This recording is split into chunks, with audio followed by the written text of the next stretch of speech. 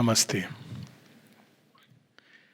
सावित्री की श्रृंखला में हम लोग अब बुक 1 कैंटो 3 में प्रवेश कर रहे हैं और अब हम देखते हैं कि एक बुक 1 कैंटो 2 में हमें श्री अरविंद परिचय देते हैं सावित्री के साथ और थोड़ा बहुत उनका परिचय और उस दिन का भोर का जिस दिन सत्यवान की मृत्यु विधाता ने निश्चित की है। अब जो कहानी चलेगी वो फ्लैशबैक में चलती है बहुत दूर तक और वो रिकनेक्ट होती है बुक 8 में। तो अब बुक 7 तक पूरी एक फ्लैशबैक है और ये पूरा फ्लैशबैक जुड़ता है बुक 1 कैंटो 3 की पहली लाइन से। A world's desire compelled her mortal birth. Savitri क्यों आई? क्योंकि सारी सृष्टि के अंदर उनके लिए पुकार थी, लेकिन इस पुकार को कोई एम्बॉडी करता है। सृष्टि के अंदर ये पीड़ा है हमेशा, खासकर धरती के अंदर ये पीड़ा है। हम लोग देखते हैं कि धरती माँ जाती हैं हर बार भगवान के पास और जब भूभार हरण के लिए भगवान को आह्वान करती हैं तो ये जो पीड़ा है, जो अभिप्सा है पृथ्वी की, उसको कोई धारण करता है अपने अंदर।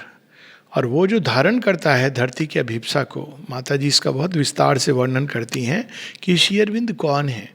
उन्होंने वो सुप्रीम से आए हैं, लेकिन उन्होंने जानबूझकर स्वयं को जड़ तत्व के साथ एक कर लिया ताकि वे धरती की पीड़ा को, जड़ तत्व के अंदर जो एंग्विश है, जो उसकी आवश्यकता है, जिस चीज़ के लिए उसके अंदर पुकार है, उसको वो अपने अंदर धारण कर सकें और तपोबल द्वारा हाईएस्ट तक पहुंचा सकें। तो अब बुक 1 कैंटो 3 से अशुपति की तपस्या प्रारंभ होगी और वो बुक 3 कैंटो 4 तक चलेगी। यानी बुक 1 कैंटो 3 टू कैंटो 5, फिर बुक 2 ऑल दी कैंटोस, और फिर बुक 3 कैंटो 1 2 3 4। ये सारी अशुपति की तपस्या है। अब इस तपस्या हम देखते हैं कि 3 बुक्स में ये स्प्रेड आउट है। तो पहली बुक में हम देखते हैं कि अशुपति की तपस्या कैंटो 3 और कैंटो 5 में मूल रूप से योगा ऑफ द किंग, दोनों का सेम नाम है, लेकिन एक में है सोल्स फ्रीडम फ्रॉम इग्नोरेंस है और दूसरा जो कैंटो 5 में है ग्लोरी ऑफ द स्पिरिट है, और बीच में कैंटो 4 है सीक्रेट नॉलेज।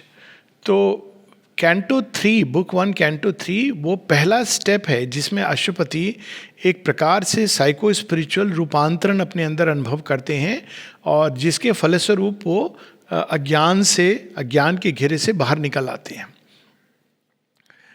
लेकिन उसके पहले उसमें ये भी वर्णन है बुक 1 कैंटो 3 में कि अशुपति अज्ञान के घेरे में आए कैसे थे। तो ये ऑलरेडी वो मुक्त हो चुके हैं, वो मुक्त हैं। यानी 2 प्रकार के जीव होते हैं, श्री रामकृष्ण जो बताते हैं, सीमा भी इसकी बात बताती हैं। एक होते जीव कोटि। जीव कोटि हैं जो अज्ञान से प्रारंभ करके धीरे धीरे धीरे एक एक सीढ़ी चढ़ते हुए मुक्ति की ओर जाते हैं। मुक्ति से यहाँ मतलब है अज्ञान अचित अंधकार से मुक्ति, मूल मुक्ति। मुक्ति का वो जो अर्थ है जो आजकल निर्वाण प्राप्ति, ये बहुत बाद में आया, लेकिन वैदिक काल में मुक्ति का अर्थ होता था अचित अज्ञान अंधकार से मुक्ति। तो ये जीव कोटि होते हैं जो धीरे धीरे धीरे चढ़ते हुए जाते हैं, असदो मा सदगम्या, जो अभिप्सा है। लेकिन एक ईश्वर कोटि के जीव होते हैं जो मुक्त होने के बाद वापस आ जाते हैं बंधन में, और वो आते हैं एक दिव्य काम के प्रयोजन से। इसका क्लासिक एग्जाम्पल श्री अरविंद माता जी तो खैर ईश्वर कोटि के भी परे अवतार हैं, लेकिन क्लासिक एग्जाम्पल है श्री रामकृष्ण परमहंस स्वामी विवेकानंद जब आते हैं तो वो पहचान लेते हैं, कहते हैं अरे नरेंद्र तू आ गया, तेरी मैं कब से प्रतीक्षा कर रहा था। अब नरेंद्र को पता नहीं है कि वो कौन है, और श्री रामकृष्ण परमहंस बताते हैं कि कौन थे ये स्वामी विवेकानंद। नरेंद्र यानी स्वामी विवेकानंद, उन्होंने देखा था कि वो तपस्या कर रहे थे एक उच्च लोक में। वन ऑफ दी 7 ऋषि, सप्तऋषि अंगिरस, तो उनमें से एक है। और श्री राम कृष्ण जो विजन डिस्क्राइब करते हैं कि वो जाते हैं एक बच्चे के रूप में और उनको खींचते हैं कि चल नीचे चल, नीचे चल, मेरे साथ नीचे चल और फिर उनकी आँख खुलती है और वो नीचे आ जाते हैं। तो ऐसे तपस्वी हैं जो चेतना के उच्च लोकों में या तो मेडिटेट करते हैं या वहाँ से इस संसार को देखते हैं, उसकी गतिविधियों को, और वे निर्वाण लय ये नहीं उन्होंने स्वीकार किया है। वो मुक्त हैं, वो चाहे तो बंधन में आए या नहीं आए, लेकिन उनमें से कुछ हैं जो वापस बंधन में आते हैं इस संसार को प्रगति कराने के लिए, और उसमें कई संभावनाएं हैं। तो यहाँ पहले स्पष्ट कर दिया जाता है बुक 1 कैंटो 3 में कि अशुपति कौन है। अशुपति उनमें से हैं जो ऑलरेडी उच्च चेतना को प्राप्त कर चुके हैं, और वहाँ से उन्होंने वापस इस मर्त लोक में, मर्त शरीर में, इस अज्ञान से बंधन स्वीकार किया है, क्योंकि वे एक काम करने के लिए आए हैं। लेकिन जब एक बार ऐसा जीव भी जो ईश्वर कोटि का है वापस आता है, तो माता जी बताती हैं कि कुछ समय लगता है। जैसे स्वामी विवेकानंद, कि फिर भी उनको समय लगा, वो नहीं जानते थे। श्री रामकृष्ण परमहंस ने देख लिया था। श्री रामकृष्ण परमहंस स्वयं ईश्वर कोटि के हैं, लेकिन उनको भी समय लगता है, क्योंकि जब जैसे हम इसमें उतरते हैं, ये तो रूपांतरित नहीं है अभी, तो जैसी माँ बताती हैं कि जब उसमें वो ऐसा बीइंग उतरता है तो ही स्टन्ड, लिटरली जैसे कोई ऊपर से गिरे तो चोट लगती है, थोड़ी देर के लिए हम अर्धचेतन हो जाते हैं या मूर्छित हो जाते हैं। फिर जब वापस आते हैं तो कुछ समय लगता है ये संभालने में कि मैं कौन हूँ। तो ऐसी एक अवस्था होती है जिसमें, और ये धीरे धीरे धीरे धीरे फिर व्यक्ति पूरा रिकवर करता है। यही चीज़ हम माँ श्री अरविंद के जीवन में भी देखते हैं, विशेषकर श्री अरविंद के जीवन में, कि it takes time to recover that fullness जहाँ से व्यक्ति यहाँ पर आया है।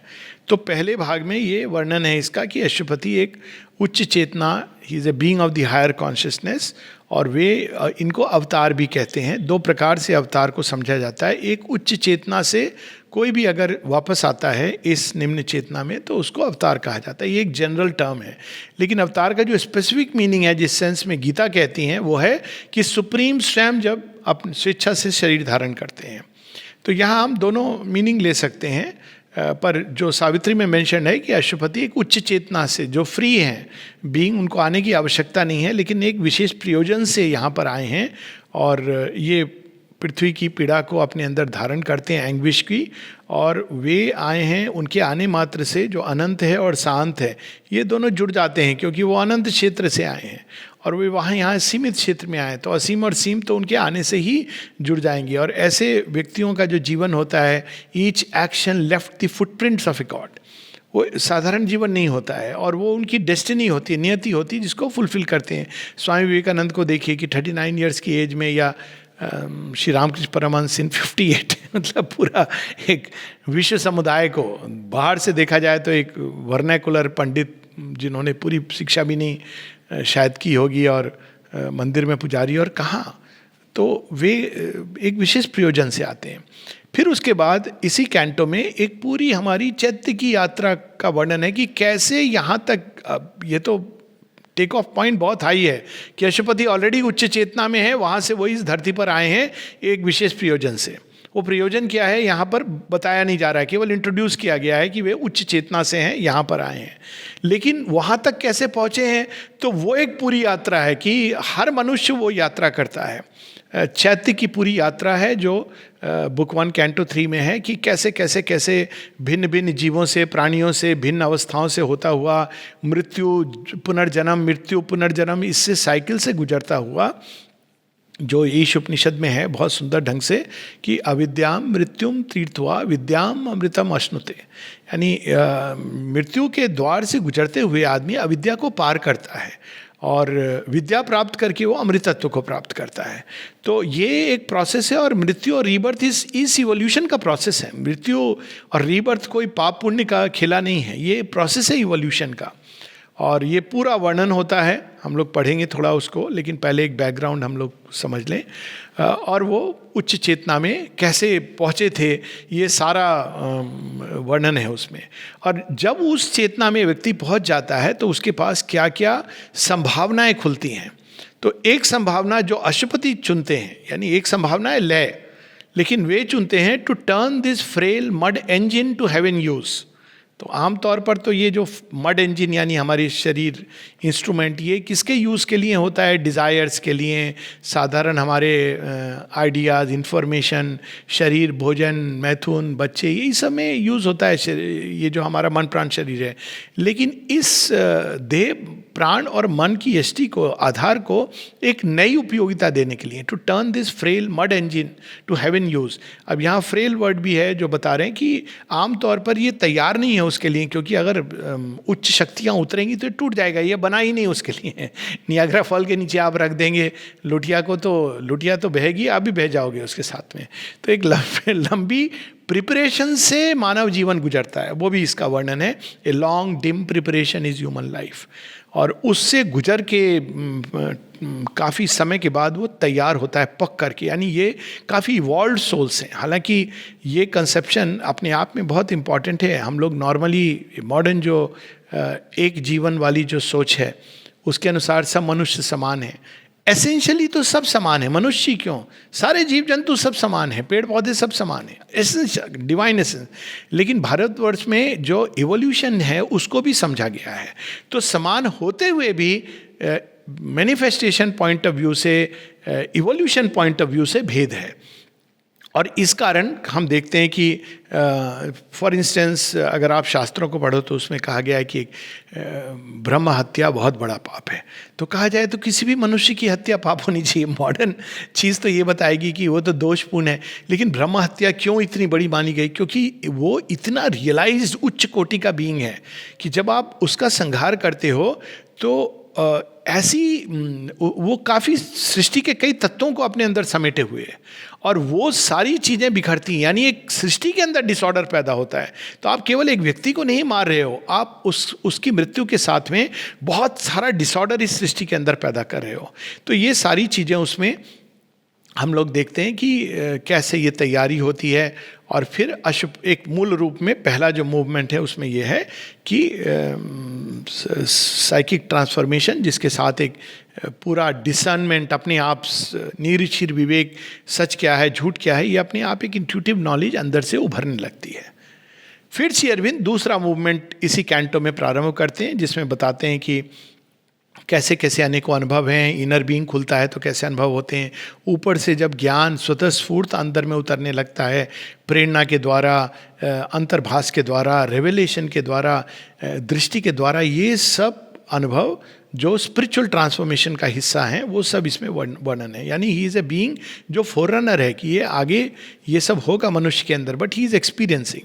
और इसी के साथ में जब वो अज्ञान से पूरी तरह फ्री हो जाते हैं, यहाँ अज्ञान से फ्रीडम का अर्थ थोड़ा भिन्न है दैन जो मोक्षवादी धारा है, उसमें है कि आवागमन से मुक्ति, लेकिन वो एक कई इंपॉर्टेंट स्टेप्स को हम मिस करते हैं। यहाँ हम चेतना के दायरे को बढ़ाते हुए उच्च चेतना में जब प्रवेश करते हैं, चैत्य को प्राप्त कर लेते हैं, तो अज्ञान से फ्रीडम हो जाती है, क्योंकि we know who we are. तब हम ये जानते हैं कि we are no more death hunted creatures, we are conscious of our immortality.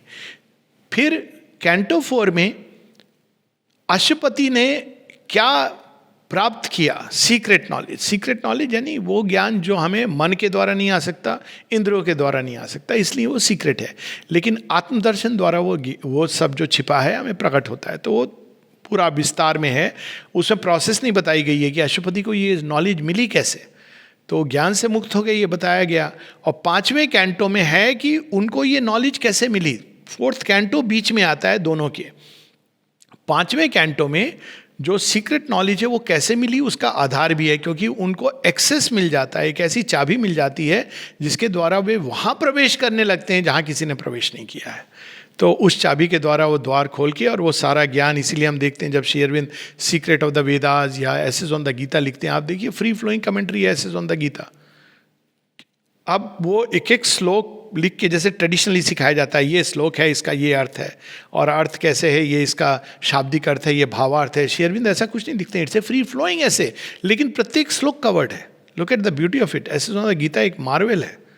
तो ये कैसे हुआ सारा स्वतः स्फूर्त? क्योंकि वो एक्सेस है उस ज्ञान को, जो हम जो कुछ भी ज्ञान है वो कहीं ना कहीं स्थित है किसी भूमि में, और वो नए वर्ड्स लेके, आइडियाज़ लेके प्रकट हो सकता है। यानी हम शब्द से बन सकते हैं या हम ज्ञान की उसमें जा सकते हैं। तो श्री अरविंद ज्ञान तक पहुंच गए हैं, शब्दों के माध्यम से नहीं, स्वयं अपनी तपस्या के द्वारा। तो अब वो उसी ज्ञान को व्यक्ति अनेकों रूप में प्रकट कर सकता है, क्योंकि वो ज्ञान अपने आप में एक प्रकाश है, एक सत्य है, वो शब्दों के परे है, आइडियाज़ के भी परे है। तो सीक्रेट नॉलेज में उसका वर्णन है।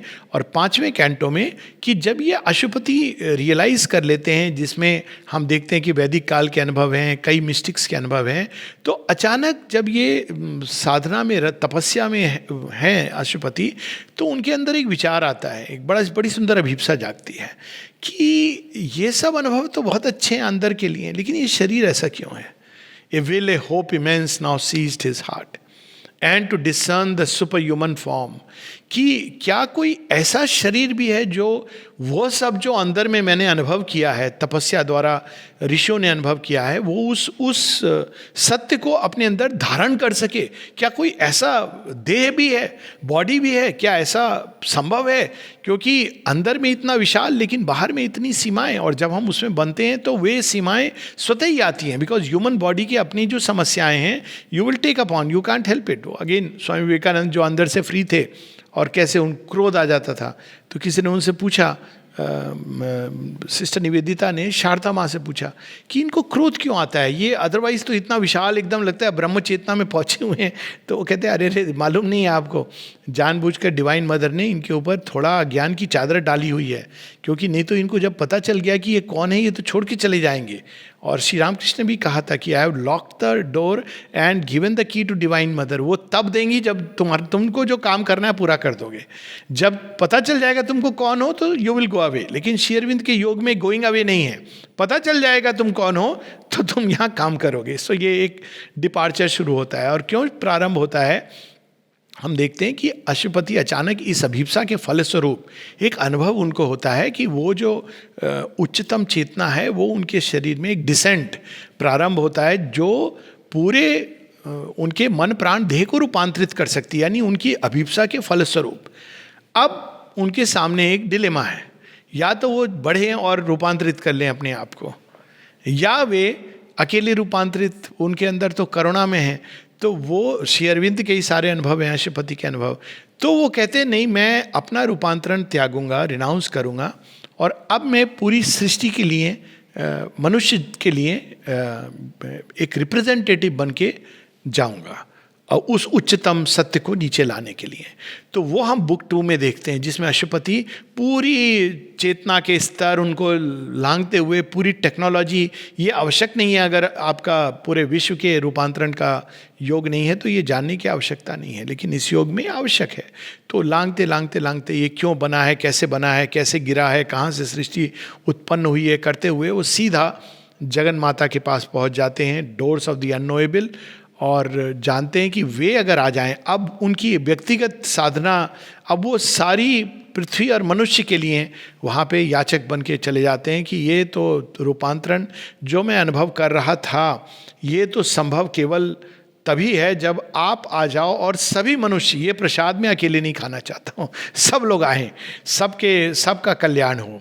तो जगन माता कहती है कि आपने अपने तपस्या से ये प्राप्त कर लिया है, आप चाहते हो कि सब लोग ये रूपांतरण प्राप्त करें, लेकिन ये तो असंभव सा कार्य है, क्योंकि होगा लेकिन बहुत समय के बाद होगा।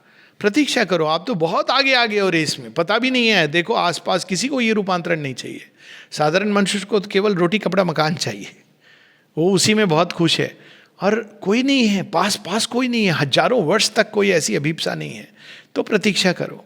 लेकिन अशुपति कहते हैं कि नहीं, अब मैंने देख लिया है, मैं तो प्रतिनिधि बनकर आया हूँ, तो आपको आना पड़ेगा, और यदि आप स्वीकृति दे दें तो कौन सी ऐसी चीज़ें जो असंभव है। तो हम फिर देखते हैं कि डिवाइन मदर उनको तथास्तु कहती हैं बुक 3 कैंटो 4 में, और ये निश्चित हो जाता है कि डिवाइन मदर अब धरती पर आएंगी, यानी that is the occasion of Savitri's birth. अब ये जो पूरी बहुत लंबी यात्रा है, यानी सावित्री में अगर सबसे ज़्यादा पेज वाइज और कैंटो वाइज किसी सत्य को डेडिकेट किया है श्री अरविंद ने, तो वो अशुपति का योग है। Almost 340 pages, nearly half of Savitri is about Ashwapati's yoga, जो उनकी अपनी अनुभव हैं, तो इट्स फुल्ली अंडरस्टैंडेबल।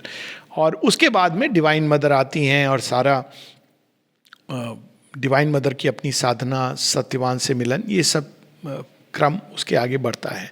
लेकिन मूल रूप से जो फर्स्ट पार्ट बुक का है, बुक 1, बुक 2, बुक 3, ये अशुपति के योग को डेडिकेटेड है, जो बेस ले करते हैं, फाउंडेशन ले करते हैं, यहाँ से हमारी अभिप्सा को जगन माता तक पहुँचाते हैं, उनकी स्वीकृति, उनका आश्वासन, उनका वरदान लेकर के आते हैं कि वो यहाँ पर उसकी स्थापना करेंगे, एक नए जगत की, एक नए सत्य की, एक नए युग की, एक नई चेतना का मनुष्य के अंदर संचार होगा। तो अब हम लोग थोड़ा सा उसमें से पढ़ेंगे बुक 1 कैंटो 3, अज्ञान से मुक्ति, सोल्स इग्नोरेंस। अब इग्नोरेंस यहाँ पर क्या है? पहले श्री अरविंद इसको कहते हैं the yoga of the king. इसके दो तरह से हम कर सकते हैं। एक है राजयोग, और कुछ हद तक ये सच है कि श्री अरविंद ने राजयोग की कई प्रोसेसेस प्रारंभ में, Stilling of the consciousness, Stilling of the mind, क्योंकि राजयोग प्रारंभ करता है फ्रॉम द माइंड। उनके अपने योग में इसका एक अपना स्थान था।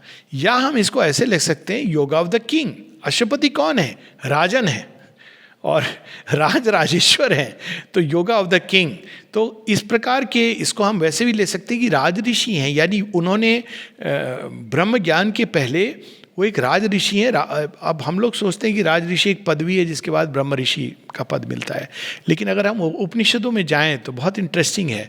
राज ऋषि प्रतिनिधित्व करते हैं एक ऐसे योग का जिसमें व्यक्ति संसार में रहता हुआ योग करता है, और अशुपति उनमें से थे। और उनको वो ज्ञान प्राप्त होता है जो संसार से कटकर ब्रह्म ज्ञान को प्राप्त करते हैं, तो उनको वो ज्ञान प्राप्त नहीं होता। और ये एक्चुअल कहानी है उपनिषदों में, जहाँ उद्दालक इत्यादि ऋषि गण, पहले उनके पास और ऋषि आते हैं, कहते हैं हमें वैश्वानर के बारे में बताइए कि सृष्टि कैसे बनी है, सृष्टि के पीछे क्या सत्य है, उसके बारे में बताइए। तो कहते हैं मुझे ब्रह्म ज्ञान तो है लेकिन ये नहीं है। हालांकि ब्रह्म ज्ञान में यू शुड नो एवरीथिंग, पर ये एक डायनामिक साइड है ट्रूथ का। तो फिर वो ऐसे ऐसे करके वो कहते हैं अशुपति योगी जो हैं उनके पास ये ज्ञान होगा। तो अशुपति के पास जाते हैं, और वो राजा हैं, यज्ञ कर रहे हैं, तो उन सबको कहते हैं आप हमारे विश्राम गृह में विश्राम कीजिए, कल हम लोग इस पर चर्चा करेंगे। अगले दिन वो चर्चा करते हैं इस पर, सबसे पूछते हैं कि आपके क्या अनुभव हैं। तो प्रत्येक ऋषि बताते हैं कि हमने ये रियलाइज़ किया है इस पथ से चलकर। और अशुपति उसमें थोड़ा एक और सत्य को थोड़ा विस्तार कर देते हैं, जोड़ देते हैं, और वो कंप्लीट नॉलेज होती है। यानी कंप्लीट नॉलेज जो ब्रह्म की है वो यूनिवर्स को इंक्लूडेड है। यानी अगर आप केवल अपने आत्मज्ञान को जानते हो, जिसको कहते हैं enlightenment, what ever it means, या सेल्फ नॉलेज या आत्मा को जान लेना, ये इनकम्प्लीट है। उस नॉलेज का कैसे विस्तार होता है सृष्टि के अंदर, जो हम गीता में भी देखते हैं, हिंटेड ज्ञान विज्ञान योग। यानी ज्ञान है जब आप प्राप्त, सेल्फ नॉलेज है। विज्ञान क्या है? उसी ज्ञान का विस्तार है अनेकों अनेकों रूपों में, अनेकों अनेकों चीज़ों में। तो ये सेल्फ नॉलेज का जो फर्दर एक्सटेंशन है, ये पूरी सृष्टि, अश्वत्थ ट्री जिसकी बात की गई है, जो ऊपर से नीचे हम देख के समझ सकते हैं, टॉप डाउन व्यू अगर मॉडर्न लैंग्वेज में कहें, तो वो सारा विज्ञान तो अशुपति के पास वो है। तो ये एक तीसरा इसका अर्थ है। तो ये सारी चीज़ें इसमें आती हैं। और पहले इसके 2 स्टेप हैं, हम सब जानते हैं इस योग के।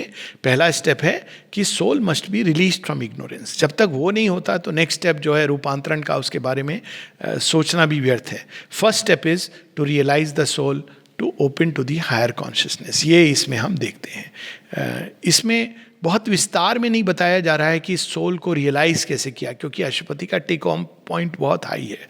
वो आएगा सावित्री के योग में कि how to realise the soul, कैसे रियलाइज किया, क्योंकि सावित्री मनुष्य को रास्ता दिखाएंगी।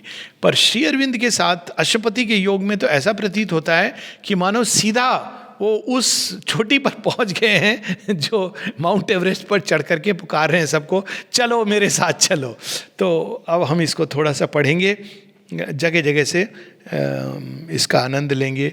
जैसे प्रारंभ में ही है कि अशुपति कौन है।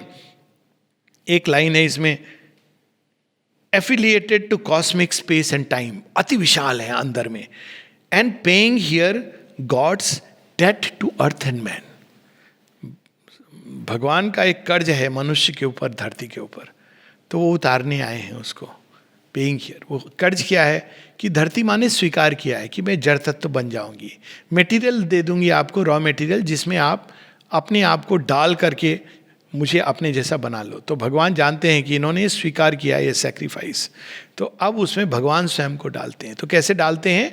एक तो है कि मूलभूत रूप से वो धरती के अंदर समा जाते हैं, फिर टाइम टू टाइम वो अवतार रूप में धरती के ऊपर आते हैं, ताकि इस धरती माँ के साथ जो उनका कॉन्ट्रैक्ट है, डेट क्या होता है कि आप एक कहीं साइन करते हैं कि मैं ये करूँगा, आपको ये करना है। तो यहाँ पर धरती माँ ने स्वीकार किया है कि मैं अपने देवत्व को त्यागूंगी और मैं जड़ तत्व बन जाऊंगी। तो भगवान ने भी अपनी ओर से स्वीकार किया है, जब तुम जड़ तत्व बन जाओगी तो मैं बार बार आके इसी जड़ तत्व को वर्ण करूंगा और तुम्हें अपने स्पर्श द्वारा रूपांतरित करूंगा। तो अशुपति उस श्रेणी में से हैं जो आए हैं अब डेट देने के लिए। और नेक्स्ट पेज पर हम देखते हैं कि his soul lived as eternity's delegate, वो प्रतिनिधित्व कर रहे हैं शाश्वत का। और उनका मन कैसा है? His mind was like a fire assailing heaven, यानी वो मन, नॉर्मली हम लोगों की मन की गति क्या होती है इस साधारण जीवन में, लेकिन उनका मन, उसके अंदर एक ऐसी अग्नि जल रही है जो स्वर्ग के पार जा रही है। His will a hunter in the trails of light, an ocean impulse lifted every breath, each action left the footprints of a god. अक्सर लोग कहते हैं मनुष्य के कर्म कैसे होते हैं कि आप जैसे सैंड्स ऑफ टाइम के ऊपर आपने चले, एक हवा का झोंका आया और वो चला गया, लेकिन कुछ ऐसे होते हैं जिनके फुटप्रिंट्स जो आने वाले समय तक रहते हैं। तो Ashwapati belongs to that category, each action left the footprints of a god, each moment was a beat of फ्यूजा विंग्स। अब इसका विस्तार से हम लोगों ने किया हुआ है, तो मैं उसमें नहीं जा रहा हूँ, अपने टेम्पटेशन को, लोभ को संवरण कर रहा हूँ। एक एक एक्शन जो फुटप्रिंट्स ऑफ ए गॉड है वो श्री अरविंद के जीवन में देखा जा सकता है, पर we will not go into that. अब हम लोग, एक पूरा वर्णन आता है कि मनुष्य की जो यात्रा है वो क्या है वास्तव में। हम लोग बाहर से देखते हैं, लोग जन्मे, बड़े हुए, मर गए, लेकिन इस बाहरी सीन्स जो अनेकों हो रहे होते हैं, उसके पीछे कुछ हो रहा होता है जिसको हम नहीं जानते। हमारी एक बाहरी जीवन यात्रा है, उसके पीछे एक अंदर की जीवन यात्रा है। जब बाहरी जीवन की यात्रा के सीन्स को देखते हैं तो हमको अटपटा सा लगता है कि क्या केओस है, क्या डिसऑर्डर है। लेकिन जब अंदर के सूत्र को पकड़ते हैं तब हमको समझ आता है कि बाहर के जो घटनाक्रम है इसके पीछे क्या लॉजिक काम कर रही है। तो यहाँ पर चैत्य सत्ता का बड़ा अद्भुत वर्णन है। This bodily appearance is not all. जो ये समझता है कि देह आत्मबोध, वो अभी तैयार नहीं योग के लिए। योग का प्रारंभ ही यहाँ से होता है कि शरीर के परे कुछ है। तो this bodily appearance is not all, the form deceives, the person is a mask. यानी एक मास्क तो अभी हम लोग पहने, एक दूसरा मास्क है जो ओरिजिनल है। ये हमारा व्यक्तित्व ही मास्क है, और उसके ऊपर से मन ने एक नया मास्क ऐड कर दिया है जिसको कहते हैं दिखावा, शो एंड शैम। जो नहीं है वो व्यक्ति दिखाना चाह रहा है। तो the person is a mask, even without that it's a mask. जो अंदर में सत्य है, बाहर से रावण क्या कहता है, बंदर, लेकिन श्री राम वो क्या कहते हैं, सेवक, भक्त। और भगवान शिव क्या कहते हैं, रुद्र अवतार। ये देखिए दृष्टि है देखने की, कि बाहर से जब हम देखते हैं तो केवल बाहरी रूपरेखा को देखते हैं। Hid deep in man, celestial powers can dwell. His fragile ship यहाँ बॉडी का वर्णन है, conveys through the sea of years, an incognito of the imperishable. वही एक है जो हमारे सच्चा परिचय है लेकिन हम नहीं जानते। तो इनकॉग्निटो, जैसे एक जहाज में छिप करके लोग ट्रैवल कर रहे हैं जिसका कोई पासपोर्ट नहीं, लाइसेंस नहीं, टिकट नहीं, नाम नहीं, लेकिन है जहाज पर, अदृश्य रूप में कोई ट्रैवल कर रहा है। तो इनकॉग्निटो ऑफ द इम्पेरिशेबल, लेकिन वही सबसे बड़ा व्यक्ति है जिसके बारे में कोई नहीं जानता। A spirit that is a flame of God abides, a fiery portion of the wonderful, artist of his own beauty and delight, immortal in our मॉर्टल poverty. उसके बिना सारी धन संपदा एक गरीबी, वो है रियल विपन्नता है। विपन्नता वो नहीं है, माता जी कहती हैं कि विपन्नता वो नहीं है कि कोई बाहर से धन पैसे नहीं है। विपन्नता क्या है, जब आत्मा जागी नहीं है, सचेत नहीं है।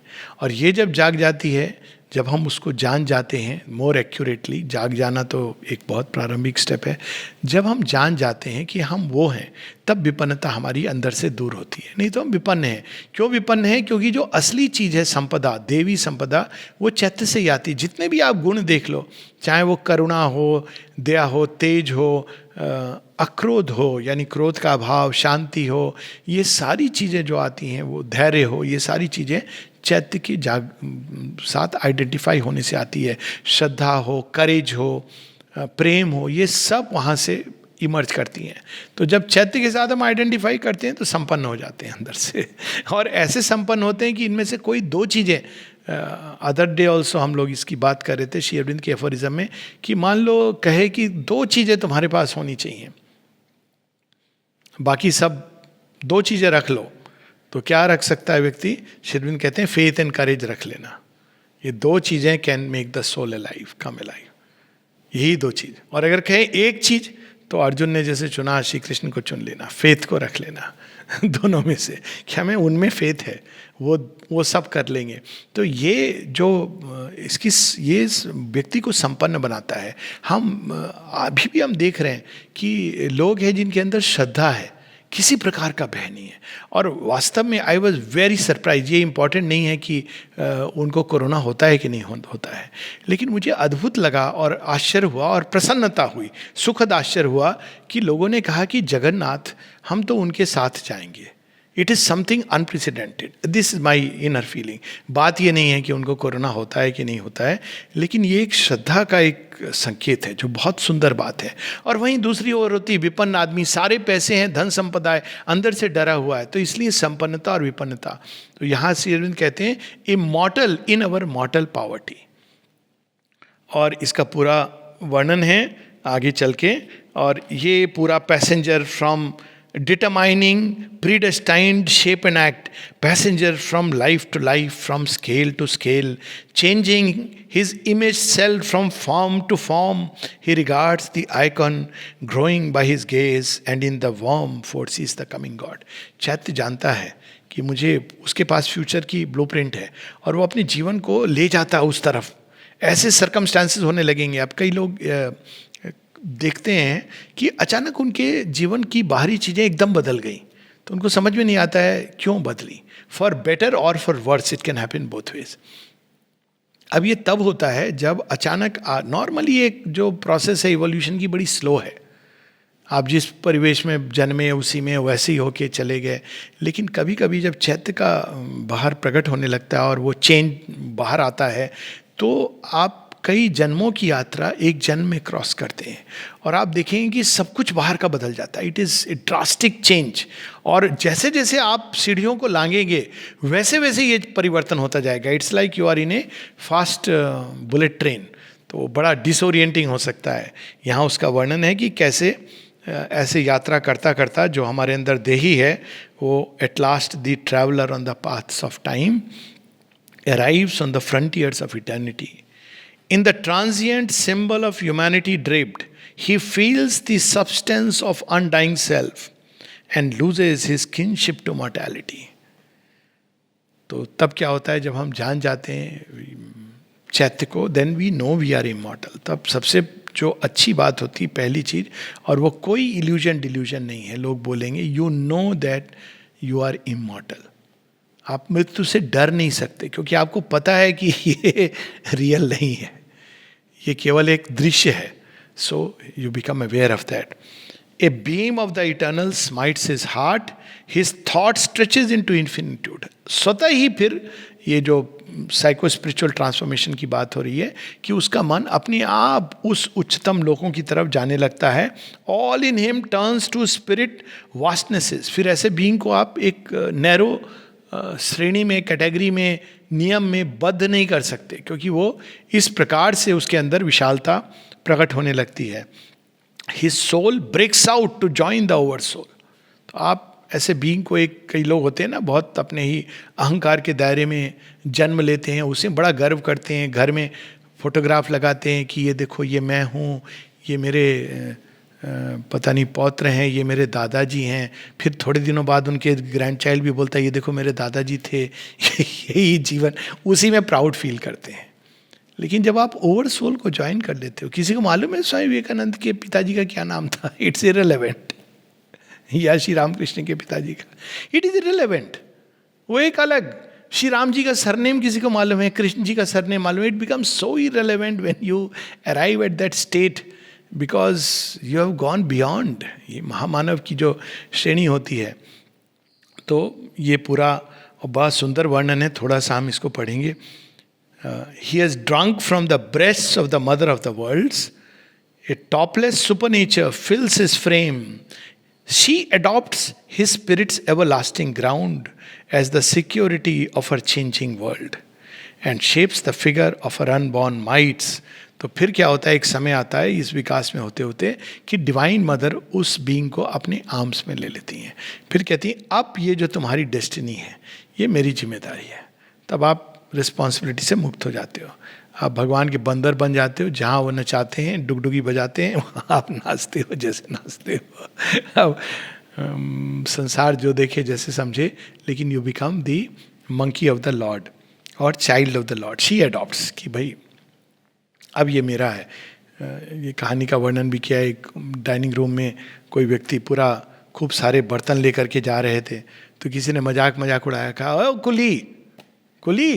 तो उन्होंने कहा यस, हर कुली, माता जी का कुली हूं मैं, केवल कुली नहीं हूं, माता जी का कुली हूं, बहुत अंतर है। माता जी का कुली, माता जी का दास, यानी उसकी हम कल्पना नहीं कर सकते कि भगवान अपने सेवक के साथ, अपने भक्त के साथ कैसे व्यवहार करते हैं। नंदी की और हनुमान जी की और अंगद की स्टोरीज हम सब जानते हैं। बाहरी रूप से मंकी हैं, पांव उड़ा देते हैं तो कोई राक्षस की। ये कहानियाँ एक इंडिकेटिव है कि उस अवस्था को हम प्राप्त कर सकते हैं जहाँ डिवाइन मदर अब हमारी डेस्टिनी को अपने हाथ में लेके चलती हैं। वी आर सिक्योर इन हर। और ऐसे कितने उदाहरण हैं डिवाइन मदर के अपने लाइफ में कि कोई आया और कहा माँ मुझे किसी ने कहा है कि मेरा जीवन बहुत छोटा है। माँ कहती दिखाओ अपना हाथ, और माँ देखती हैं, कुछ देर कॉन्सेंट्रेट करती हैं, फिर हाथ के ऊपर उसके अपना हाथ लगाती हैं, कहती now all that is gone, forget about it. जैसे विधाता ही हटा देते हैं। दूसरे आपको पता होगा कई लोगों को, पृथ्वी सिंह नाहर जी जिन्होंने टाइप किया श्री अरबिंदो की राइटिंग्स, और जब कहीं पर लोगों को प्रॉब्लम होती थी समझने में कि श्री अरविंद ने क्या लिखा है, तो उनको बुलाया जाता था। अब आप सोचेंगे ऐसे व्यक्ति की तो नेत्र की ज्योति कितनी अद्भुत होगी, लेकिन उनको ऐसी बीमारी थी, डॉक्टरों ने डिक्लेयर कर दिया था कि ये by the time he is 30-35 he will be blind completely. तो उन्होंने आके माँ को बोला कि मेरी तो ज्योति बहुत दिन तक शेष नहीं है। माँ ने उनको काम किया दिया to type out Shri Aurobindo's scripts.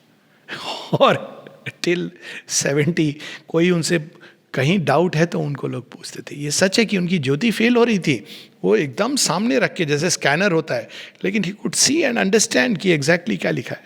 अब अगर व्यक्ति लॉर्ड का लिखा हुआ पढ़ ले तो फिर और पढ़ने की क्या ज़रूरत है। कई बार लोग कहते हैं मेरी स्मरण शक्ति फेल हो रही है। पूछता हूँ महर्षि अरविंद का नाम याद है? हाँ हाँ, वो कैसे क्या है, क्या स्मरण रखने योग्य है संसार में। तो इस प्रकार से एक समय आता है जब डिवाइन मदर उसको अपना बना लेती हैं। Immortally she conceives her self in him. फिर वो जो चाहती हैं वो व्यक्ति बनता जाता है। In the creature the unveiled creatrix works, her face is seen through his face, her eyes through his eyes, her being is his through a vast identity, then is revealed in man the overt divine. और उसके बाद वो बताते हैं a long dim preparation is man's life, a circle of toil and hope and war and peace, tracked out by life on matter's obscure ground. और उसी को हम जीवन समझते हैं। ये पूरे वर्णन के बाद फिर जो लाइन आती है जो कनेक्ट करती है अशुपति के योग से, until at last is reached the giant point through which his glory shines for whom we were made। हम तो सोच रहे थे हम अपने माँ बाप के लिए बने हैं, और बचपन से हमारे माँ बाप कहते थे कि देखो हमारा कर्जा याद रखना। यही होता है ना, हमने बच्चे को क्यों, संतान को लाए हैं अपने लिए, बुढ़ापे का सहारा। कितनी विकृत और स्वार्थी मानसिकता है, पर इसी को हम लोगों ने बल दे दिया। लेकिन जितने भी नचिकेता, हनुमान, नंदी, ये सब रिबेल्स थे। वो सब भगवान के लिए बने थे। ओरिजिनली हम भगवान के लिए बने हैं, क्योंकि वही तो ओरिजिन है। लेकिन बीच में ये माता पिता समाज ये सब कहाँ से आ गया? लेकिन समाज ये देखो हमारे लिए सब, लेकिन वास्तव में हम भगवान के लिए बने हैं। सो ये है through which his glory shines for whom we were made, हम उनके लिए बने हैं। And we break in to the infinity of God, across our nature's borderline we escape into supernature's arc of living light. This now was witnessed in that son of force, तपस्या के द्वारा। Son of force यानी तपस्या के द्वारा उनके अंदर जो नई चेतना का जन्म हुआ है, ये टिपिकल वैदिक एक्सप्रेशन है।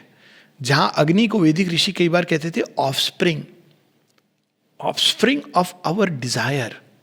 हमने जिसके लिए तपस्या की, उसके बाद हम देखते हैं ना कई तपस्वियों के जीवन में कि उन्हें तपस्या की, उसके बाद एक संतति हुई। This is very symbolic story also, क्योंकि ये कई ऐसी स्टोरीज कई लेवल्स पर ऑपरेट करती हैं कि तपस्या के फलस्वरूप जो अंदर में, और उसको चेरिश करना होता है, जैसे बच्चे को आप चेरिश करते हैं उस तरह से उसको चेरिश करना होता है, और वो एजुकेट होता है, बड़ा होता है। ये पूरी एक अंदर की यात्रा है। सो यहाँ पर उसका वर्णन है, that now was witnessed in that son of force, in him that high transition laid its base। पहला ट्रांजिशन होता है जब हम ह्यूमन लाइफ इन इग्नोरेंस से फ्री होकर एक ह्यूमन लाइफ इन नॉलेज, हम ओरिएंटेड होते हैं कि जीवन जीना कैसे, यही नहीं आता, बाकी सब आता है। तो वो तब प्रकट होता है, और हम किस लिए बने हैं, हमारा स्थान क्या है इस संसार में, यूनिवर्सल कंसर्ट में हमारे लिए क्या जगह भगवान ने बना के रखी है। तो ये तब हमारे सामने प्रकट होता है जब हम सोल को जानते हैं, और ये उसका वर्णन है। In him this frail mud engine to heaven use, to turn this frail mud engine to heaven use, a presence wrought behind the ambiguous screen. It beat his soul to bear a titan's weight, refining half-hewn blocks of natural strength.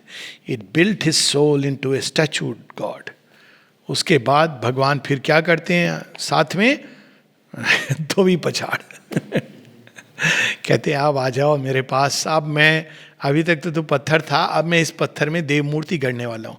हाँ भगवान, वाह so nice, हाँ रुक जा, छेनी हथौड़ी निकालते हैं और शुरू करते हैं। उस समय खैर जो चैत्य को रियलाइज कर लेता है वो आनंदित होता है वो कहता है तेरे तलवार के नीचे में नचियाँ करके छैया छैया, तो आनंदित होता है। लेकिन देखने वाला कभी कह सकता है कि अरे क्या हो रहा है इनके जीवन में, सही हो रहा है जो हो रहा है इसी के द्वारा देव मूर्ति गढ़ी जाती है। अगर हम कंफर्ट चाहते हैं जीवन में तो we should forget about all this, फिर वही है बस। लेकिन यदि हम तैयार हैं, प्रस्तुत हैं अपने अंदर इस रूपांतरण के लिए, तब हमको प्रस्तुत होना है भगवान के प्रति, वो जिस तरह से हमको ले जाए। ये सारा वर्णन है, और एक एक लाइन इसकी अद्भुत है। और फिर नेक्स्ट मूवमेंट शुरू होता है कि कैसे धीरे धीरे अशुपति के अंदर वो नई क्षमताएं, नई पावर्स, नई संभावनाएं विकसित होने लगती हैं, दूसरे की चेतना उनको इफेक्ट करने लगती है, सारी जो आसपास हो रहा है, क्योंकि आप विश्व चेतना में प्रवेश करने लगते हैं। स्पिरिचुअल चेंज के साथ आप automatically you start entering into a larger field of consciousness. तो शेरविंद इसको बताते हैं कि एक स्टेज होती है, जैसे एक साधना होती है बड़ी शेल्टर्ड सी साधना, जहाँ आप विश्व चेतना में प्रवेश नहीं करते हैं, वास्टनेस में, तो आप केवल अपनी प्रॉब्लम के ऊपर वर्क करते हैं। लेकिन एक टाइम आता है जब आप विश्व चेतना में प्रवेश करते हैं और आपकी प्रॉब्लम अब आपकी प्रॉब्लम नहीं है, अब आप विश्व में उस प्रॉब्लम का प्रतिनिधित्व कर रहे हैं, यानी वो बढ़ती जाएगी, मल्टीप्लाई करेगी, कई रूप में सामने आएगी, and you have to keep working, because ये अब प्रोसेस है। इसीलिए जब श्री अरविंद श्री माँ के सामने ये निर्णय हुआ, उनको निर्णय लेना था कि हम पहले अकेले जा कर के इस योग की अंतिम सत्य को, संसिद्धि को प्राप्त कर लें, या हम सबको साथ लेके चलें। तो माता जी बताती हैं कि द डिसीजन वाज स्पॉन्टेनियस, कि साथ में चलें। और फिर कहती हैं कि श्री अरविंद ने कहा कि इन एनी केस जैसे ही हम प्रगति करेंगे तो हम जुड़ जाएंगे लोगों के साथ, without whether we want it और नॉट। आप अकेले भी रहोगे तो आप जुड़ जाओगे सृष्टि के साथ, एक दूसरे ढंग से जुड़ जाओगे। तो उन्होंने कहा द डिसीजन वाज स्पॉन्टेनियस। तो वो सारा वर्णन इसमें आता है।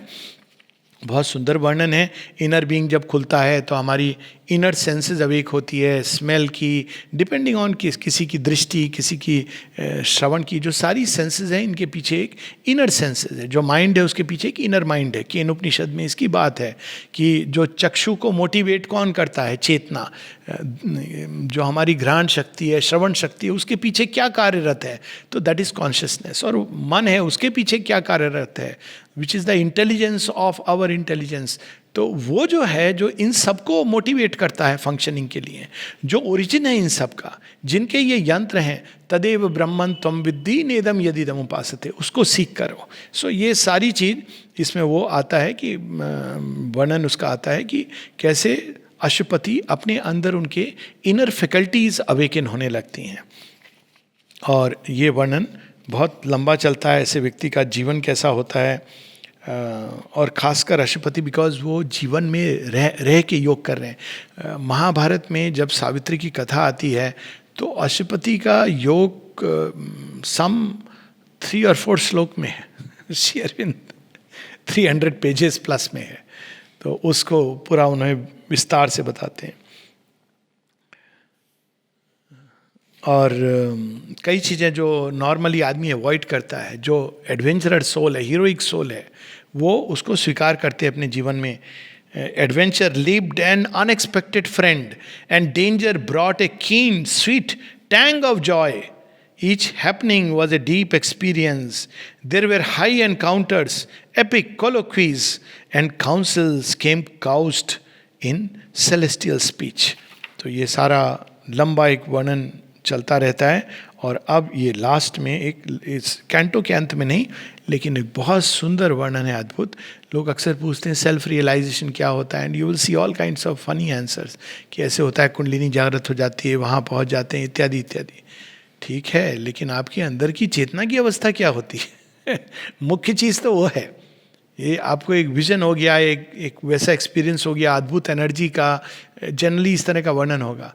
लेकिन यहाँ पे श्री अरविंद बड़े ब्यूटीफुल ढंग से कि वो सारा जो हमारे अंदर अंतर्द्वंद है संसार के साथ और जगत के साथ, ये सारी डुअलिटी जो है, मेन चीज़ है इसका द्वंद्व, डुअलिटी, वो समाप्त हो जाती है और हम किस अवस्था में चले आते हैं, एकत्व में। अब इसका वर्णन देखिए कितना सुंदर है। ये पेज 32-33 पर है। A vast unanimity ended life's debate. Life का डिबेट क्या होता है, ये या वो, ऐसे या वैसे, लेकिन ए वास्ट यूनानिमिटी। अब एक बहुत लंबा पैसेज है, रनिंग थ्रू मेनी लाइन्स, लेकिन वो एक ही सेंटेंस है। The war of thoughts that fathers the universe. इसके बाद व्यक्ति व्यू पॉइंट, ओपिनियन, तुम्हारी ओपिनियन है, मैं तुमसे झगड़ा करूंगा, अपने व्यू पॉइंट को आप पर थोपूंगा, इम्प्रेस करूंगा, इट एंड्स। क्योंकि आप देखते हो कि उसमें भी सत्य है और इसके ऑपोजिट में भी सत्य है, और एक ऊपर बड़ा सत्य है जिसमें ये दोनों रिकंसाइल हो जाते हैं। तो जब आप ऐसे देखोगे तो कैसे दिस वर्सेस दैट में लड़ोगे। इसका अर्थ ये नहीं कि आप इनडिस्क्रिमिनेट हो जाते हो, डिसर्निंग नहीं होते हो। वो भी है कि you know what is truth and falsehood, but you know कि हर चीज की स्थान क्या है इस पूरी इवोल्यूशन की प्रोसेस में। The clash of forces struggling to prevail in the tremendous shock that lights a star as in the building of a grain of dust. तब भगवान की पूजन सब जगह होती है। आप उसमें भी गगन मंडल में भी थाल, आरती का थाल देखते हो, और मिट्टी के अंदर भी धूल के कणों में भी आप उनका प्रसाद देखते हो। माता जी की एक प्रेयर है जिसमें वो कहते हैं कि each grain of sand is an occasion of ताई वर्शिप। हम उस मिट्टी को अगर इस भाव से अपने माथे पर लगा देंगे तो वो चंदन बन जाती है, क्योंकि वो भाव है, अवस्था है। ये जो मिट्टी है ये वास्तव में भगवान की मिट्टी है, इसके अंदर भगवान छिपे हुए हैं। तो इस भाव मात्र से वो मिट्टी इतनी अद्भुत पावन हो जाती है। The grooves that turn their dumb ellipse in space. अच्छा, ये चीज़ लोग करते भी हैं लेकिन एक लिमिटेड वे में करते हैं। आप देखें कि समाधि की जो रज है वो लोग ले जाते हैं, मिट्टी जो चेंज होती है ना, मिट्टी टाइम टू टाइम। एक तो है जब उन्होंने श्री अरविंद माता जी के, जब माता जी के शरीर को वापस डाला गया था तो मिट्टी निकाली थी उन्होंने, जो समाधि के अंदर डाली हुई थी। तो तो वो भी मिट्टी के पैकेट्स लोगों के पास।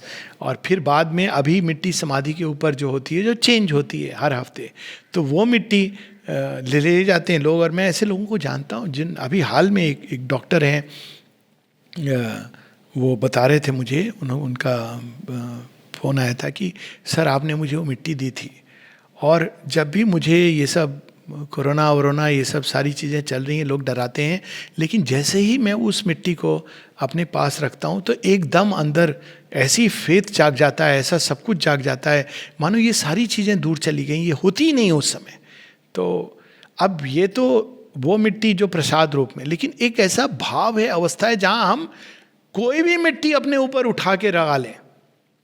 आप एक सरकंडे को उठा लेंगे, होती है ना कहानी, तो अस्त्र बन जाएगा। जब राम जी और लक्ष्मण जी और सीता जी वनवास में हैं, तो इंद्र के बच्चा भाई जयंत, वो कहता है मैं ज़रा टेस्ट करूं, ये भगवान भगवान कह रहे हैं, कौन से भगवान हैं, मैं भी ज़रा देखूं, साधारण मनुष्य की तरह बैठे हुए हैं, भगवान कह रहे हैं।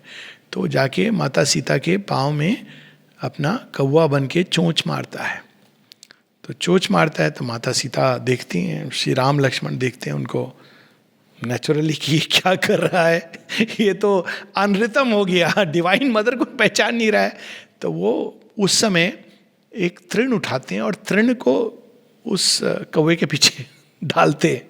तो कौवा कहता है तृण, ये भी कोई अस्त्र होता है? लेकिन वो तृण एक बाण की तरह उसका पीछा करता है। वो तो इंद्र का भाई है, इस लोक उस लोक जाते हैं, जहाँ जहाँ ब्रह्मा जी के पास जाता है कि ये क्या है ये लोग, इन्होंने ऐसा तृण फेंक दिया, ये मेरा पीछा नहीं छोड़ता है। ब्रह्मा जी कहते हैं यहाँ से भागो, जल्दी यहाँ रहोगे, वो तृण यहाँ आ जाएगा, मेरे लोक खतरे में पड़ जाएगा। भागता भागता फिर वो शिव जी के पास जाते हैं, शिव जी ये क्या हो गया? कहते हैं ना तू अपने भाई के पास जा, यहाँ मत आ, वो तृण मैं जानता हूँ क्या करने वाला है। वो लास्ट में घूमते फिरते उनको एडवाइस मिलती है कि जहाँ से आया है वहीं जाओ शरण में, इस तृण का इलाज नहीं है। तो जाके फिर जब श्री राम की शरणागति में आता है तो वे रोकते हैं ना। इस स्टोरी की एक तृण में वो शक्ति आप जागृत कर सकते हो, क्योंकि उसमें वो है पर आप नहीं जानते हो। यही एक अंतर होता है कि योगी उसमें, कि वो एक तृण को भी ले लेगा कि भगवान ये है। आप कहीं ना कहीं तो कभी इस धरती के ऊपर उतरे हो, और जब आपने धरती को टच किया है तो इस धूल को वो टच कंटेजियन के द्वारा इसके अंदर है, और उसको ले लें। जैसे माता सीता जब रावण पास में आते हैं तो कहते हैं ये तृण है, इसकी ओट में हूँ मैं, तो इसको क्रॉस मत करना। तो ये एक आंतरिक अवस्था है जिससे हम ऐसी चीज़ें कर सकते हैं। तो वो सारा इसका वर्णन है कि सब चीज़ में वो देखने लगते हैं। The grooves that turn their dumb ellipse in space, ploughed by the seeking of the world's desire, the long regurgitations of time's flood, the torment edging the dire force of lust that wakes kinetic in earth's dullard slime and carves a personality out of mud. Desire का भी role है, lust का भी role है, हर चीज़ जो एक personality के विकास में जो बिल्कुल मिट्टी का ढीला है, उसके अंदर डिज़ायर ही आके पहले। जो जड़वत व्यक्ति है, बड़ा आलसी व्यक्ति है, उसको मेडिटेशन का भी मत बताना। उसको तो बहुत साधु बनने के लिए बड़ा उत्सुक रहते हैं ऐसे लोग। क्यों? वहाँ पर जो कुछ करना नहीं होगा, भिक्षा मिलेगी। You have to go through that process of life. तो वो सब चीज़ें जो वो देख रहे हैं कि दृष्टि में, the sorrow by which nature's hunger is fed. कितनी अद्भुत लाइन है। दुख आता है तो नेचर के अंदर हंगर क्या है? इन्फिनिट की है। जब आप सुखी रहते हैं तो आपकी वो हंगर बुझ जाती है। तो भगवान जब किसी को विकास के लिए तैयार करता है तो उसको सुखी नहीं होने देता है। कहता है ये जीवन का सुख नहीं दूंगा, है दिखा देंगे ग्लिम्स की है, देखो रखा हुआ है मैंने, लेकिन दूंगा नहीं तुझे क्योंकि तुझे मिल गया तो फिर तू इतना मगन हो जाएगा। तो वो कहते हैं थोड़ा वनवास जैसे राम जी का, सीता जी का, it is a part of the process, because अगर वो आपको मिल जाएगा तो the sorrow by which nature's hunger is fed. अब वो सॉरो यानी ज्ञानी जानता है कि ये सॉरो नहीं है, पर वो फिर भी उसको अपने समझता है उसका प्रयोजन। The oestrus which creates with fire of pain, जैसे एक अंडे के अंदर वो चूजा जन्म लेता है, तैयार हो रहा होता है. The fate that punishes virtue with defeat, the tragedy that destroys long happiness, the weeping of love, the quarrel of the gods, seized in a truth which lives in its own light. जब हम उसको प्राप्त कर लेते हैं तो ये सारी चीजें चली जाती हैं. नहीं तो fate that punishes virtue with defeat. क्यों? यहां पहुंचना है. इसलिए ये विजडम है जो संसार में काम कर रही है, जो फेल्योर के द्वारा अल्टीमेट सक्सेस के स्टेप्स हमारे लिए कार्व करती है. तो ये सब कुछ उनके सामने प्रकट हो जाता है. वो पूरा बीइंग उनका शांत हो जाता है, सुख में हो जाता है, आनंद में हो जाता है, क्योंकि सब चीज के अंदर अब वो भगवान का मंगलमय विधान देख रहे हैं. पाप पुण्य का नहीं, डुअलिटी समाप्त हो गई है. सब कुछ मंगल में है, सब कुछ कल्याण में है. His soul stood free, a witness and a king. हम लोग यहाँ पर रुकेंगे. इसका सेकेंड पार्ट हम लोग नेक्स्ट टाइम पढ़ेंगे. इसको फिर से एक बार 2-3 लाइन पढ़ के then I would stop.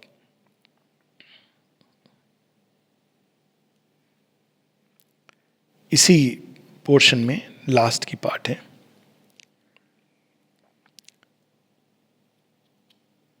His soul could sail beyond thought's luminous bar. Mind screened no more the shoreless infinite. Across a void retreating sky he glimpsed, through a last glimmer and drift of vanishing stars, the superconscient realms of motionless peace, where judgment ceases and the word is mute. Judgment, ये भी duality, अज्ञान की अवस्था का प्रतीक है. आप judgement से परे चले जाते हो. क्यों? क्योंकि आप हर चीज के अंदर विजडम कैसे काम कर रही है उसको देख रहे हो. तो अज्ञान में इसकी आवश्यकता है, बट जब आपको ज्ञान हो जाता है तो वो चीज समाप्त हो जाती है. And the unconceived lies pathless and alone. जब हम अज्ञान में रहते हैं तो ये पथ चुने कि वो पथ चुने. जब ज्ञान आ जाता है तो आप देखते हो कि हर चीज उनका पथ है. The path is everywhere. माता जी प्रेयर्स एंड मेडिटेशन में कहते हैं ना कि द पाथ इज एवरीवेयर. वो कहीं सीमित नहीं है कि ज्ञान योग, कर्म योग, भक्ति योग. हर चीज भक्ति का, प्रेम का माध्यम बन सकती है, भगवान की एडोरेशन का. हर कर्म आपका ईश्वर की ओर ले जा सकता है. ये सर्वकर्मानी actually Shri Krishna says this in the Gita. पर हम लोग उसको भी बाद में एक नाम दे करके सीमित कर देते हैं. ज्ञान, एक बच्चे की वाणी में आपको भगवान की वाणी सुनाई दे सकती है कि अरे वाह अद्भुत. तो वो एक ऐसी अवस्था है जिसमें unconceived lies pathless and alone. There came not form और एनी माउंटिंग वॉइस, और there only were silence and the absolute. Last में इसके लाइन आती है, he knew the source from which his spirit came. तब ये पता चल जाता है कि हम कहाँ से आए हैं, क्यों आए हैं. Movement was married to the immobile vast. He plunged his roots into the infinite. He based his life upon eternity. हमारा जीवन सीमित चीजों के लिए हम जीते हैं, परंतु जो अनंत शाश्वत को जान जाते हैं वो इन सीमित लाभ के लिए, सीमित सुख के लिए जीवन नहीं जीते हैं. वो अपने जीवन का आधार टेम्पररी ट्रांजिएंट थिंग्स, क्षणिक सुख, क्षणिक उन्माद, इस पर बेस नहीं करते हैं. वो फोकस करते हैं इटर्नल, एब्सोल्यूट और इन्फिनिट पर. तो यहाँ पर हम लोग रुकेंगे. जब अगली बार हम लोग पढ़ेंगे तो उसका नेक्स्ट पार्ट, ये लंबा है canto, so will take the next part next time. धन्यवाद.